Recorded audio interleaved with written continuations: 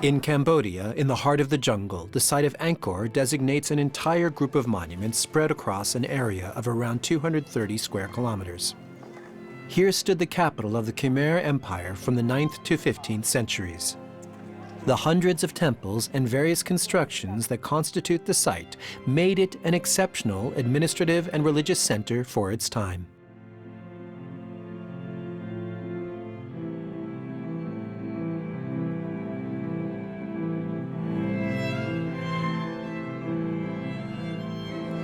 Today in Cambodia, 95% of the population is Buddhist. This religion, introduced to the Khmer territory around the 13th century, ends up seducing the sovereigns of Angkor and supplanting the earlier Hindu religion that was present. But the Khmer retained an old foundation of animism, and their world is populated by genies and spirits, both good and bad. Joined with Buddhism and Hinduism, this animism explains the mystical attitude of the Khmer, who are careful to respect the harmony of the cosmos. The majority of believers hope for a next life without pain thanks to their prayers and numerous offerings. The Cambodian people are a very spiritual people, and they make the best of their obstacles while accepting their fates. Khmer art, which is characterized by representations of gods, men, and animals with strong iconography, developed over a particularly long period, from the 7th century until the 15th, when Buddhism supplanted Hinduism. For specialists, Khmer art is some of the most refined art of Asia. Its rarity and its formal perfection serve as a reference.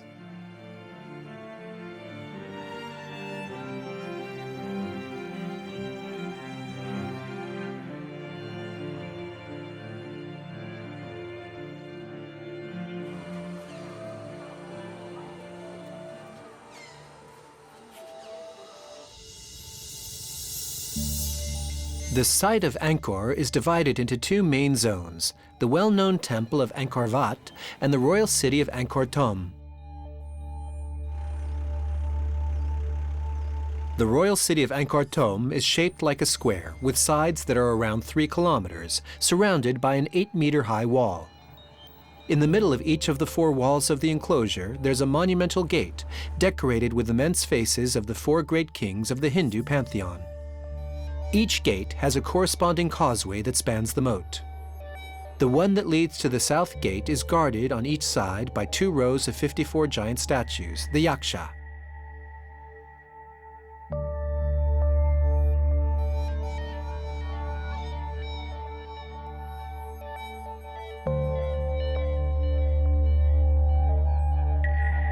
To the right, there are the devas, who are the benevolent gods. And to the left, there are the asuras, who are the demons.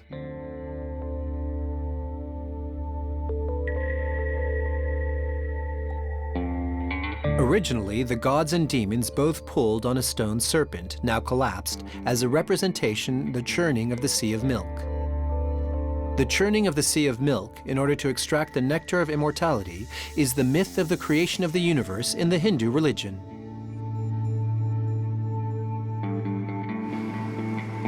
Inside the walls, now invaded by the forest, the 4 gates are extended by perpendicular pathways that meet in the center of the site, where the Bayon is located. The Bayon not only incarnates the creative genius, but in particular the oversized ego of the legendary king of the Khmer Empire, Jayavarman VII, who had it constructed at the end of the 12th century. The Temple Mountain is the most impressive representation of the Baroque style of Khmer art. It was built on the model of a pyramid with 3 floors, with a total height of 43 meters, and is a veritable maze of stairways, towers, and terraces. The structure once had 54 towers, which represented, according to legend, the 54 provinces of the Khmer Empire. The first 2 levels, square and decorated with bas-reliefs, lead to the 3rd, circular level, where strange towers with mysterious appearances stand.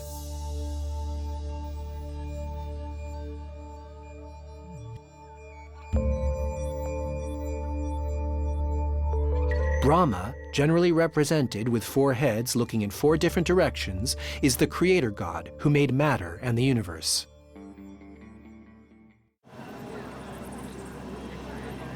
The Bayon is a square structure of around 150 meters per side, and it is also surrounded by walls and gates.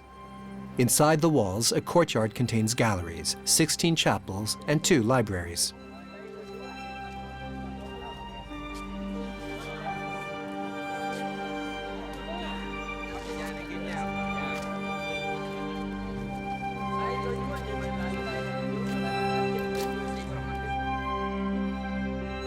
The distinctive feature comes from these galleries, which were covered originally, the walls of which are covered with fabulous bas-reliefs that unfold across more than 1 kilometer, with more than 11,000 characters. These bas-reliefs relate the bloody exploits of the Khmer army from Angkor against the Cham, another rival Cambodian ethnicity.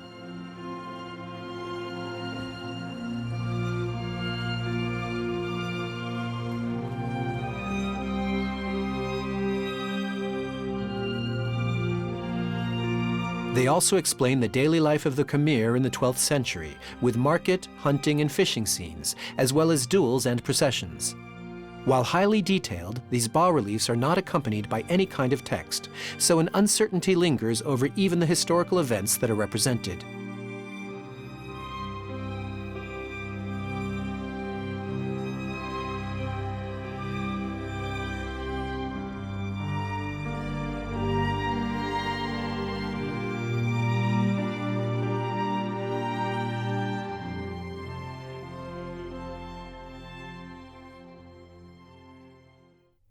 One scene in the southern gallery depicts a naval battle with Cham warriors in boats and dead Khmer fighters beneath the water.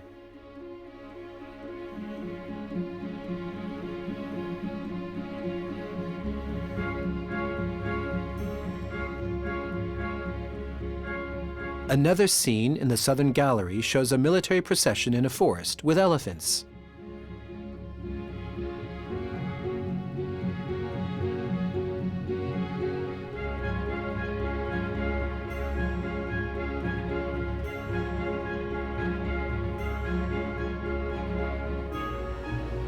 Further away, a naval battle on Tonle Sap, the Great Lake of the country.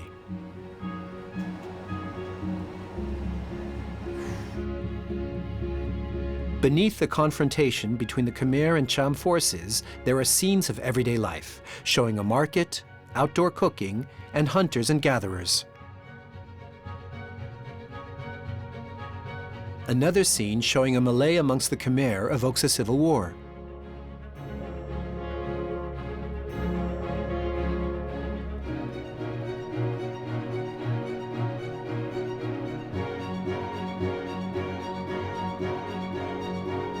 Opposite there, in the northern gallery, other scenes show still more victories of the Khmer over the Cham.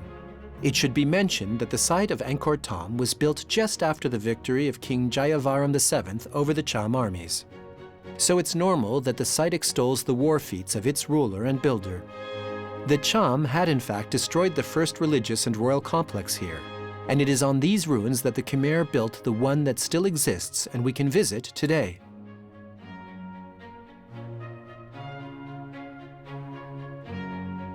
Incidentally, one wall retraces the pillage of the original royal city in 1177.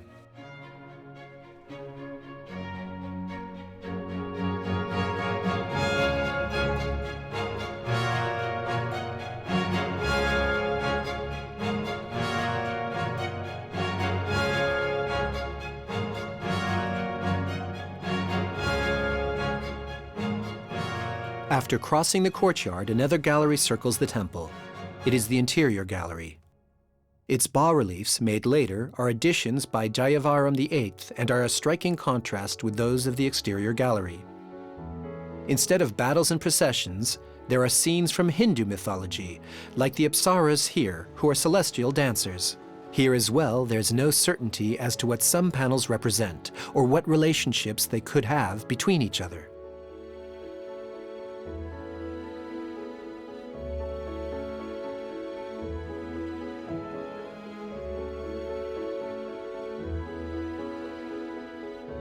The interior wall is dotted with gopuras, which are sacred towers with 4 monumental faces on their 4 sides.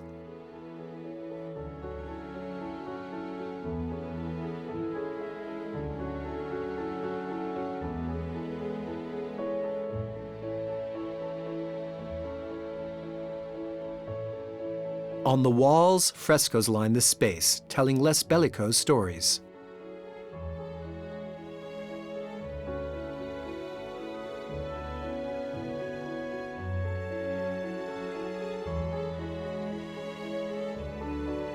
Another gallery holds a series of panels that show a king with his hands being examined by women after having battled serpents barehanded. Further on, we see the king lying down and sick. These images are related to the legend of the leper king, who contracted leprosy due to the venom from a serpent he fought with.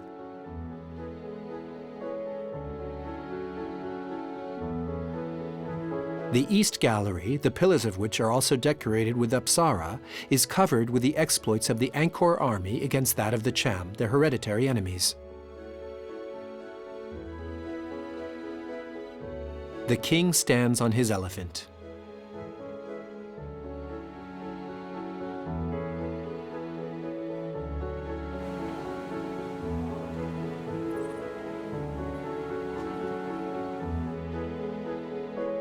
In a recess of this gallery, there's a lingam, which means symbol. It is a standing object, often with a phallic appearance, which is a classical representation of Shiva and of masculine energy. He's the god of destruction, who dissolves the universe in order to create a new one.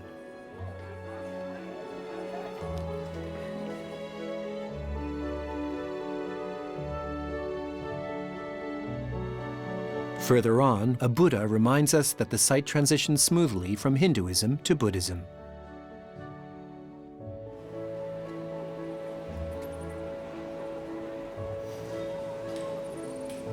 Above these galleries, there's the upper terrace on which the famous face towers of the Bayon rest.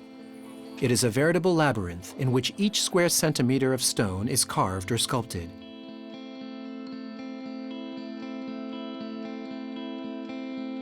Here is an apsara, characterized by its sensual curves and rich trappings. It is said that they had 64 ways to awaken the senses, and that thanks to their beauty, they were able to help the gods to ward off evil beings.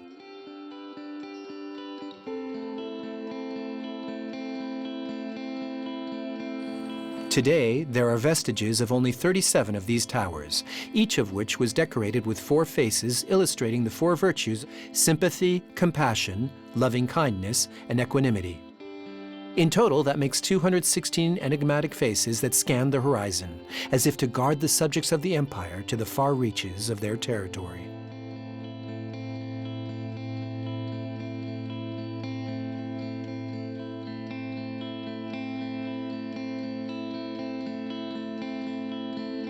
The central tower rises 43 meters above ground level.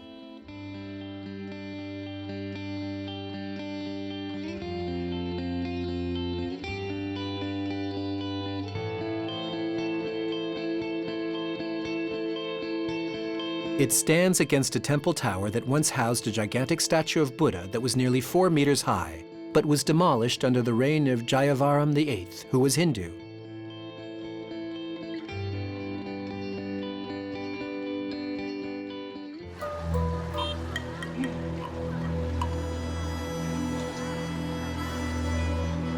It is time to leave the Temple of the Bayon to explore the rest of the site of Angkor Thom. Aside from the 4 gates facing in the 4 cardinal directions, there's a 5th gate, the Victory Gate, which leads to the royal palace. The square is topped with 2 richly decorated terraces, which are the access to the royal city. On the left, to the north, there's the terrace of the Leper King. And the main one, the Terrace of the Elephants. From this terrace, the king could salute and honor the armies returning from their campaigns. The Terrace of the Elephants spans over 300 meters in length, and its height, depending on the section, is between 3 and 5 meters.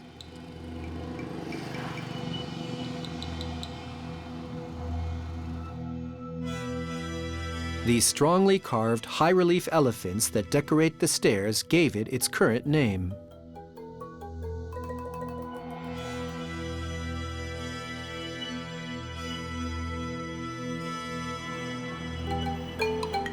Numerous harnessed and mounted elephants form the bas-relief hunting scenes that decorate a great length.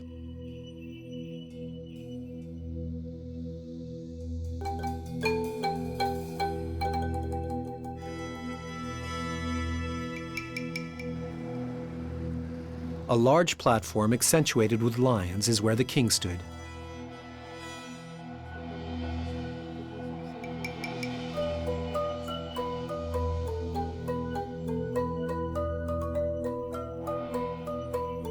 There is also a balustrade in the form of a naga, the giant serpent, which is supported by 54 gods and 54 demons, symbolizing the churning of the sea of milk.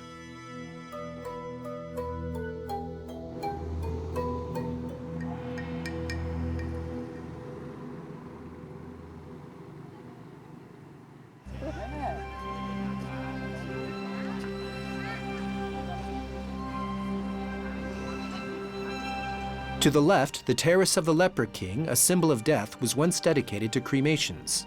On this terrace, the god Yama decided who would go to heaven or hell. Shaped like a U, a wall runs along it, which is covered with the most beautiful bas-reliefs and Khmer art, representing the Hindu pantheon.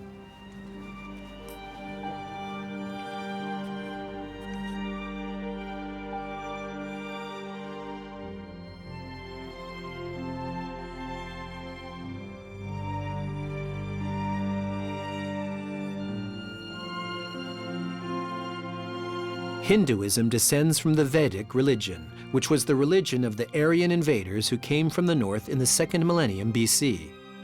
Its source lies in the 4 Vedas, which are sacred books whose name means knowledge. Then these texts were completed by 2 great epic poems, the Ramayana and the Mahabharata, which recounted the exploits of the deities. The Hindu pantheon is very vast. Hinduism is called the religion with 33 million gods.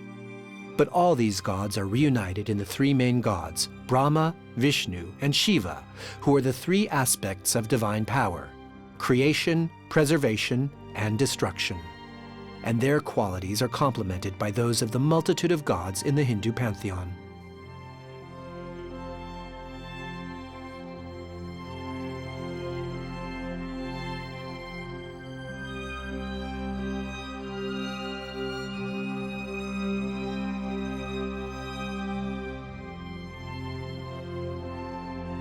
The 2 terraces were created by Jayavarman VII at the end of the 12th century.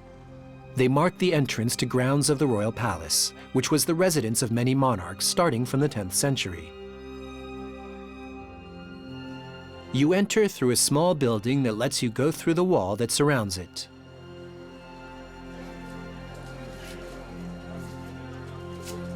Virtually nothing remains of the royal palace except for this temple, which was constructed before the city itself. It is the temple of Phimeanakas, the celestial chariot, and its stairs, which are still in good condition, are bordered by magnificent lions. This temple was the abode of the king, where it is said he would meet with a patron goddess who abandoned her serpent body at night for that of a beautiful young woman. Most of the decorations have been destroyed or stolen, but the temple still offers one of the most beautiful views of the site.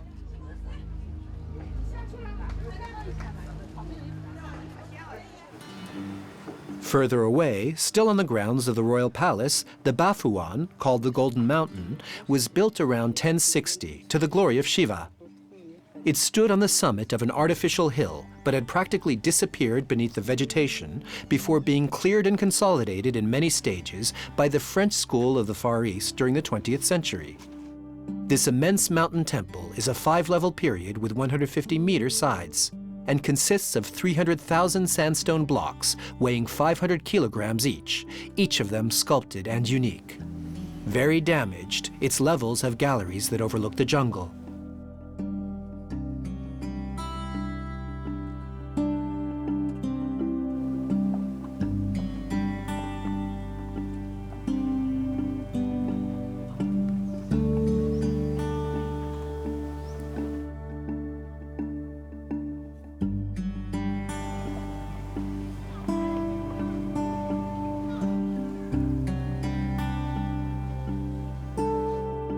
In the 15th century, the temple underwent major changes to its structure in order to build a gigantic reclining Buddha on the 2nd level of the rear face.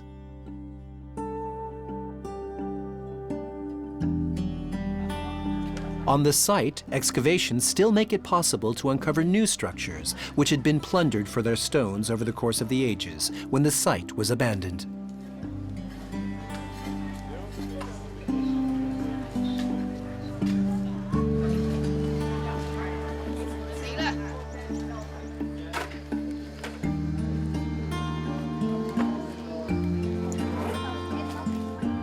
But now it is time to leave Angkor Thom for the other major site of the region, Angkor Wat.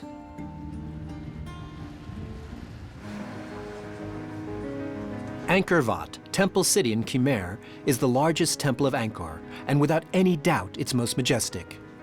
Its silhouette even features on the flag of the country. Built in the 12th century, Angkor Wat was originally a Hindu religious center, entirely dedicated to Vishnu, the protector of the universe.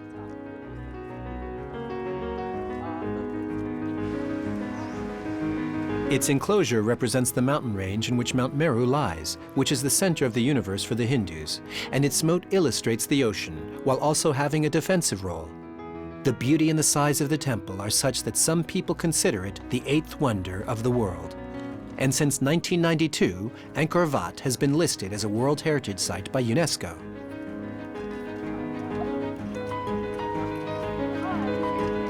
The entrance is protected by the mythical serpent Naga with many heads, a symbol of the spirit of the water. After going through the gate, an avenue that is also decorated with Nagas and is 350 meters long leads through a park to the second wall.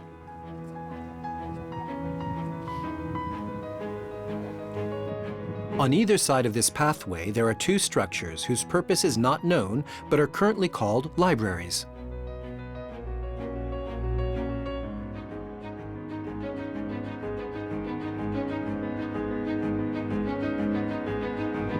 Angkor Wat was built by Suryavarman II in the beginning of the 12th century as a state temple and capital. The temple combines two bases of Khmer architecture, the Temple Mountain, designed to represent Mount Meru, the home of the gods in Hindu mythology, and the Gallery Temple.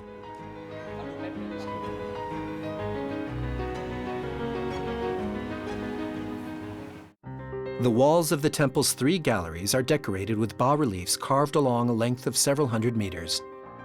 These archaeological masterpieces show scenes from the two major texts of Hindu culture, the Ramayana and the war epic, the Mahabharata.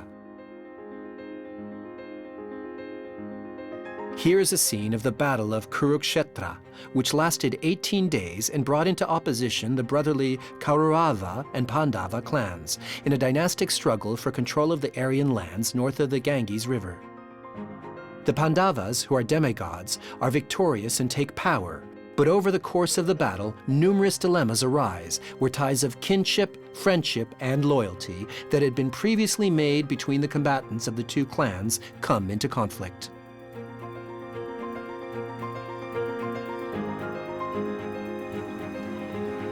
Another 800-meter-long gallery contains the exploits of the site's founder, Suryavarman II.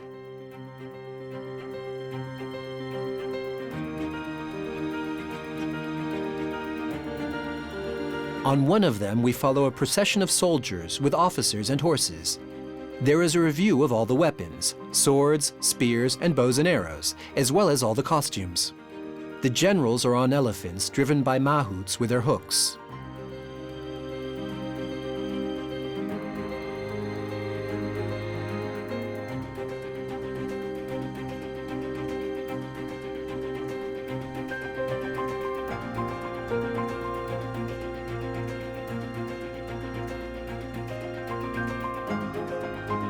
This fresco, called the Sacred Fire, is dominated by King Suryavarman II.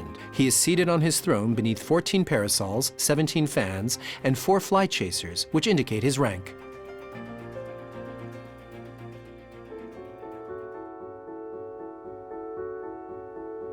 Further on, the fresco of Heaven and Hell depicts hell below, earth in the middle, and heaven above. On the two upper panels, you can see characters transported on palanquins. It is the Khmer high society heading towards the god Yama to face their judgment. And below, the executioners of hell devote themselves to the worst punishments.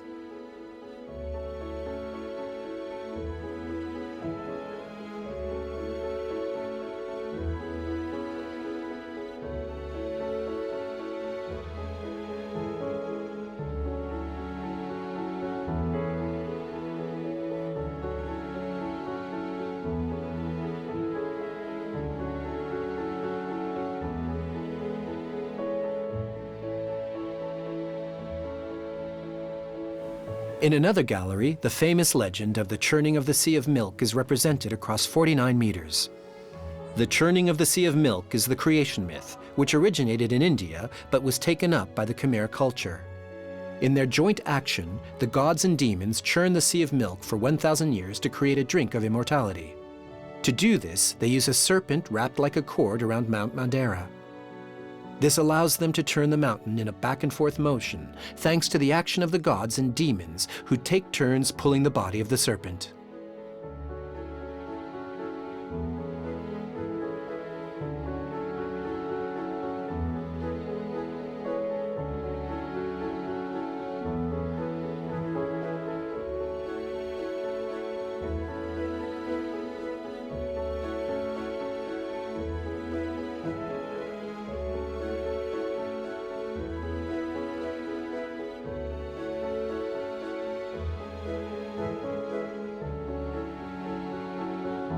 The god Vishnu is in the center of the scene and holds the serpent who is used to churn the Sea of Milk. In reality, he's represented twice, in his traditional form and in the form of one of his avatars, the turtle Kurma, on which the mountain rests, but it is not really visible as the scene appears unfinished. This churning also gives birth to marvelous creatures like the moon and the sun.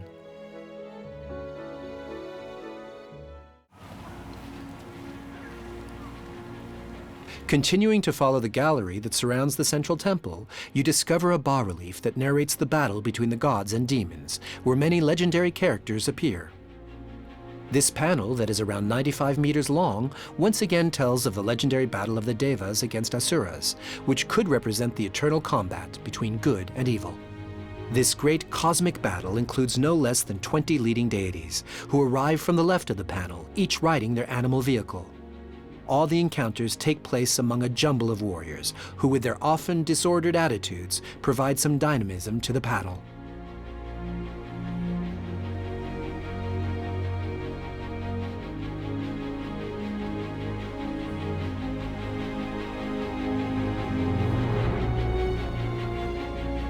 On the other side of the gallery, on a 50-meter-long panel, is the victory of Vishnu over the asura.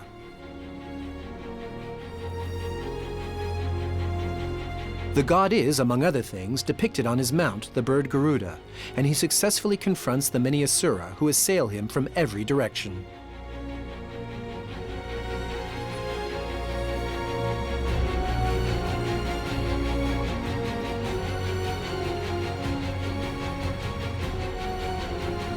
On another bas-relief, 67 meters long, is the victory of Krishna over Asura Bana, the god with 1,000 arms. The god Vishnu is manifested here with the traits of Krishna, who is one of his many avatars.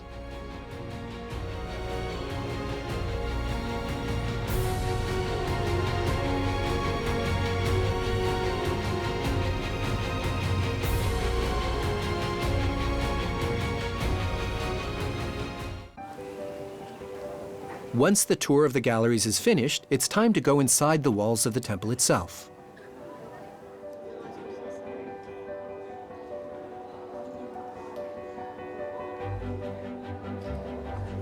After the gate, a cross-shaped gallery with pulls served as an antechamber for the temple.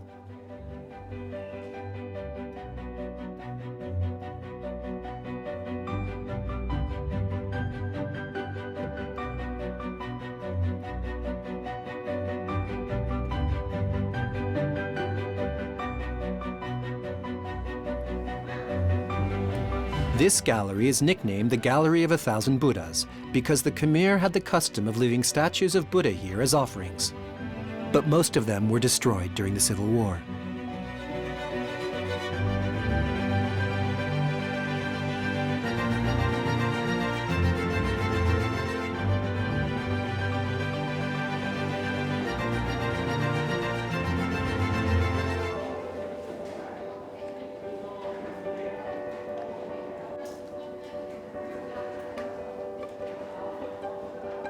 Once the gallery and the pulls have been crossed, we arrive at the central temple. The central temple and its famous towers that are 55 meters high consists of 3 levels encircled by a maze of galleries arranged around a courtyard. This courtyard could originally be flooded.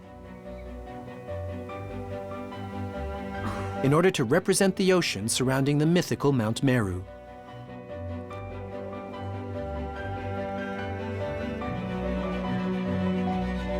Here as well, each angle is topped by a gopura.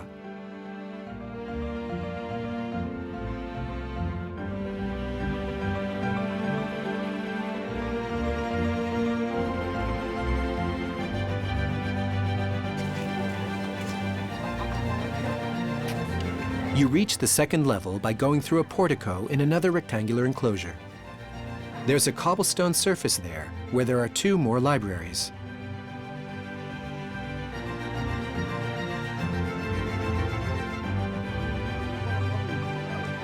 All around the central sanctuary, there are finely made galleries with twisted bars and asuras.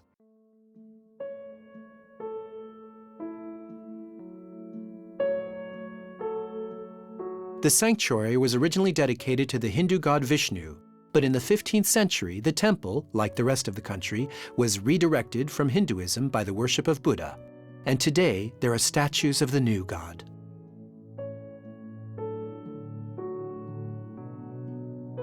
From this esplanade, you reach the central sanctuary via 12 very steep stairways that represent the difficulty of reaching the kingdom of the gods.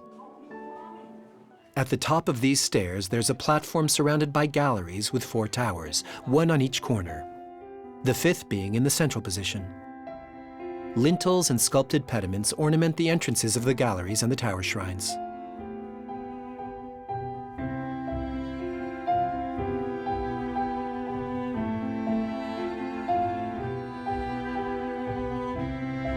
The 4 towers are connected by the galleries.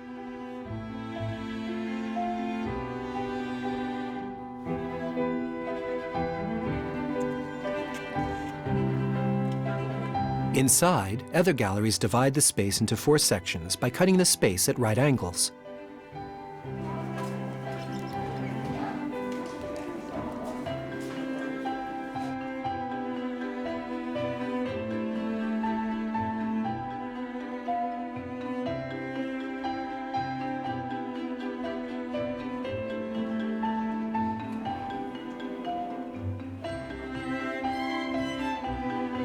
At the junction of the 4 central galleries, the square base of the main tower contains a small shrine on each face, behind which there's the sacred core.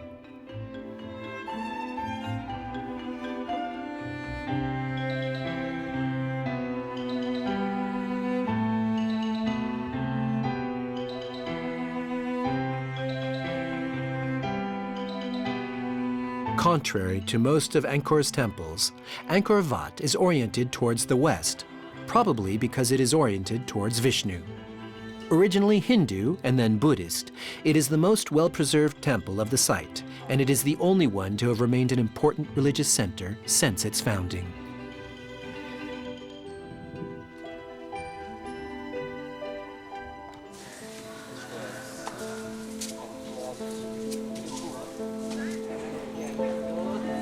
On the site of Angkor, the Ta Prohm temple is without a doubt one of the most fascinating ruins of the site.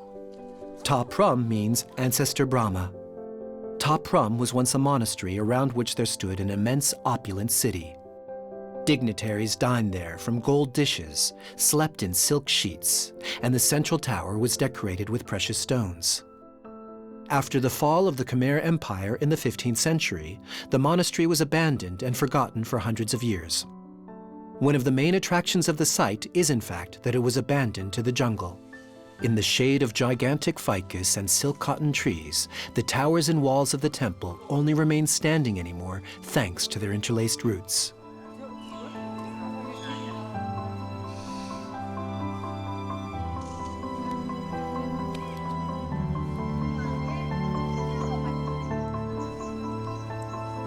If the temple had to be restored, cutting the trees that invade the ruins would probably lead to the collapse of a large part of the site.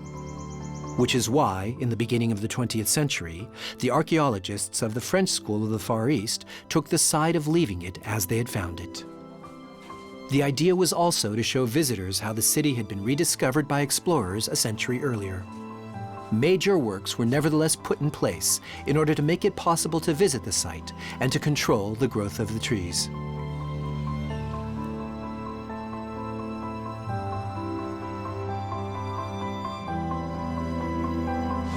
The site is truly an image of past splendor, or it could be a symbol of the vacuity of civilizations.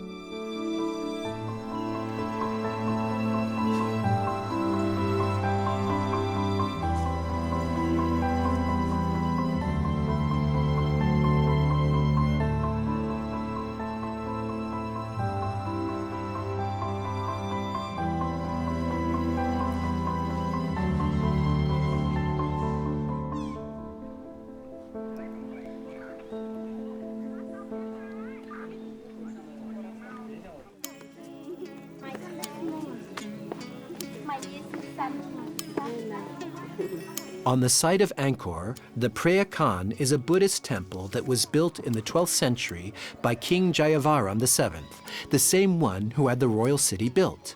In Khmer, the name means holy sword, as it had been built in order of the victory over the Chau.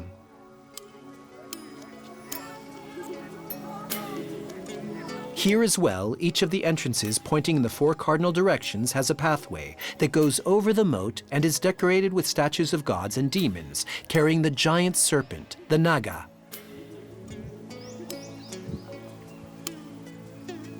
This site served as a temporary royal city during the construction of Angkor Thom, and its monastery was not finished until after Jayavarman VII had moved to his new palace.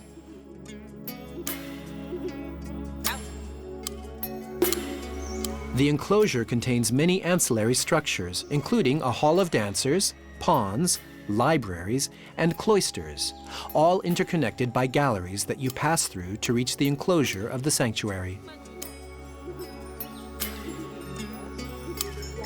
The sanctuary is surrounded by a wall that is 210 by 160 meters, with large entrance pavilions at each of the 4 cardinal points.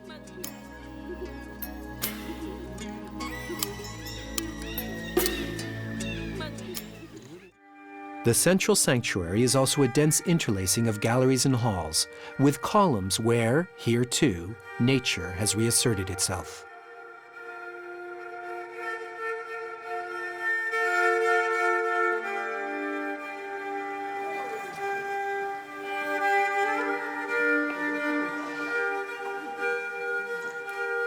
The temple had been dedicated to the father of the builder king, and here and there, in the ruins, you stumble upon magnificent remains like lintels with apsaras.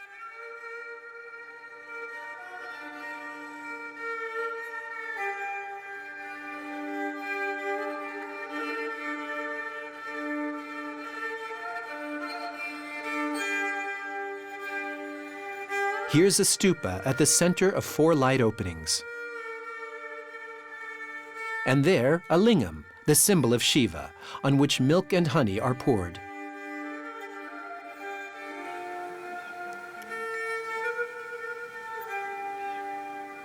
Going towards the heart of the sanctuary, we reach the central tower, which now contains a small statue, the original having been looted.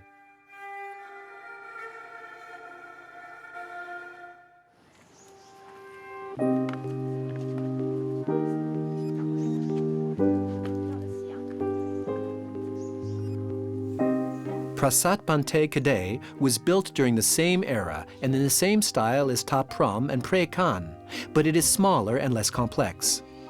Furthermore, it is in quite bad shape due to construction defects and the low-quality sandstone used in its buildings.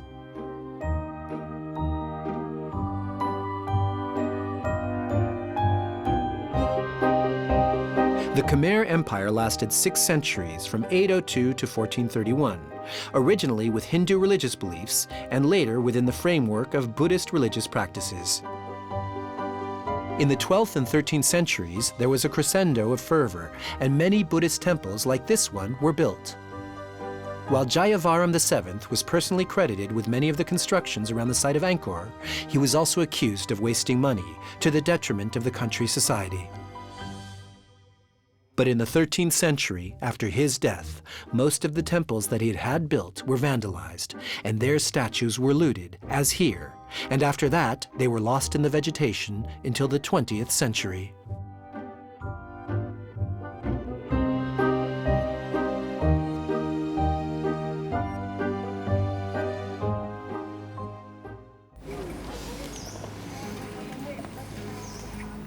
Located to the east of Angkor Thom, north of the road that leads to the Victory Gate, the Thommanon is a Hindu temple built in the 12th century. It consists of a single enclosure surrounded by a ditch moat, containing 2 gopuras, libraries, and a tower shrine.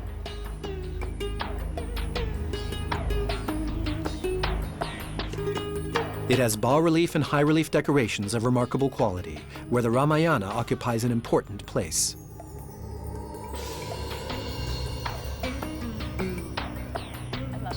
The Ramayana, along with the Mahabharata, is one of the fundamental texts of Hinduism, composed between the 3rd century BC and the 3rd century AD. Made up of 24,000 verses, the Ramayana recounts the birth and education of Prince Rama, who is the 7th avatar of the god Vishnu. The Ramayana contains many tales, but it is not exclusively religious. It also contains legendary, mythical, or cosmic tales, like the creation of the earth, for example.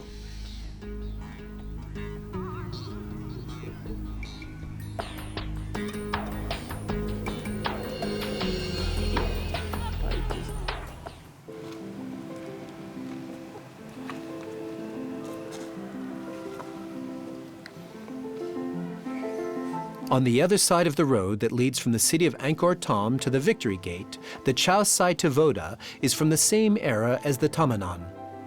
This temple mountain was also encircled by a single wall, surrounded by a ditch moat, and it has 4 gopuras in the 4 cardinal directions, libraries, and a tower shrine. Here too, the bas-relief and high-relief decorations are of remarkable quality and foreshadow the style of Angkor Wat.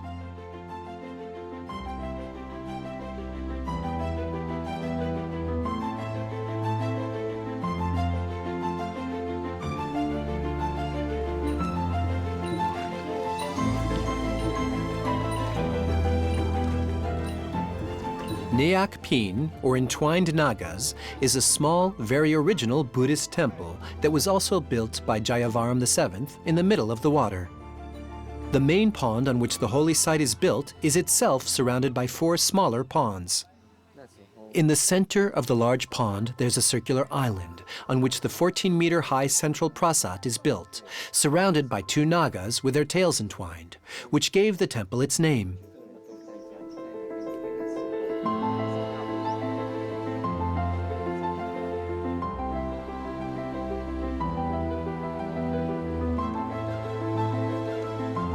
Richly decorated chapels form entrances that make it possible for water to move between the different ponds.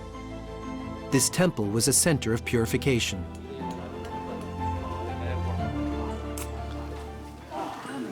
The Ta Prohm, Ancestor Som, is another small Buddhist temple that was also built by Jayavarman VII. Built in the style of the Bayon, it includes 2 walls surrounding the temple itself.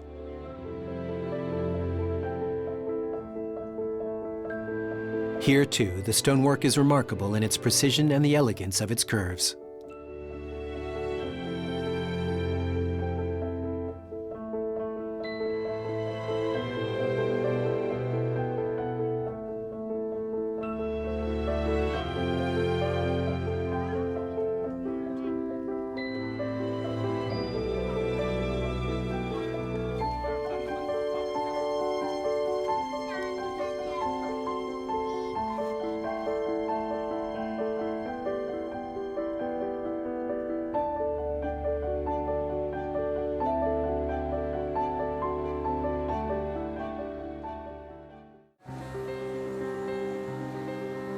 The site of Angkor contains other sacred sites, including that of the citadel of women, Banteay Srei, which is entirely dedicated to Shiva, who represents destruction, transformation, and the future.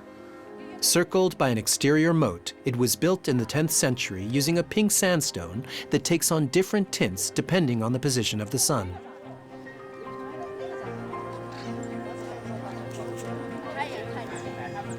Unlike the temple mountains, Banteay Srei is a flat temple that has 3 enclosures. It is in quite good condition and has sculptures of exceptional finesse.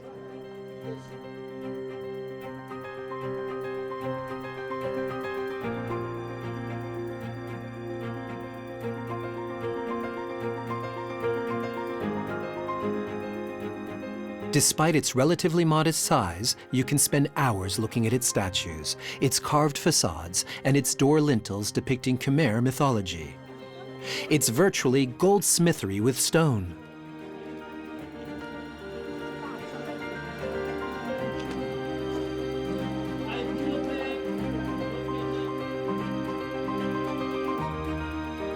The French school of the Far East carried out its first major restoration at Banteay Srei in 1930, and the complete success of this undertaking made it possible to open the path for many other sites across all of Angkor.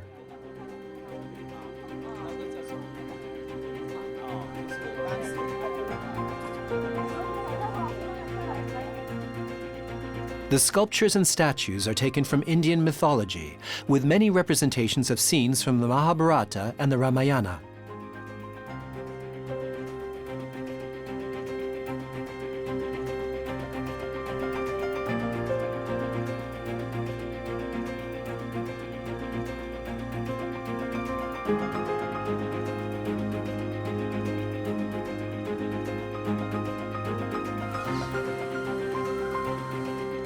The multiple gopuras of the three enclosures, the finesse of the sculptures of the pediment scenes, especially those of the North and the South libraries, the beautiful color of its pink sandstone, and the exceptional quality of its decorations and sculptures make it clear that the temple is a jewel of Khmer art. Today, it is considered one of the most beautiful sights of the East.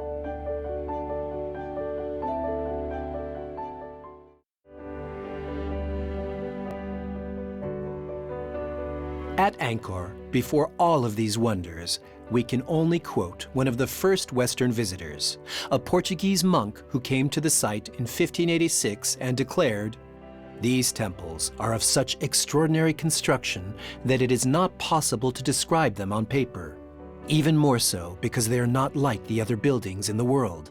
There are towers, decorations, and all the refinements that human genius can conceive." In addition, this region of Angkor remains very focused on religion and the mystical. Because despite the state of neglect of the site in the 15th century and the influx of tourists, the temple of Angkor Wat remains an important site of pilgrimage.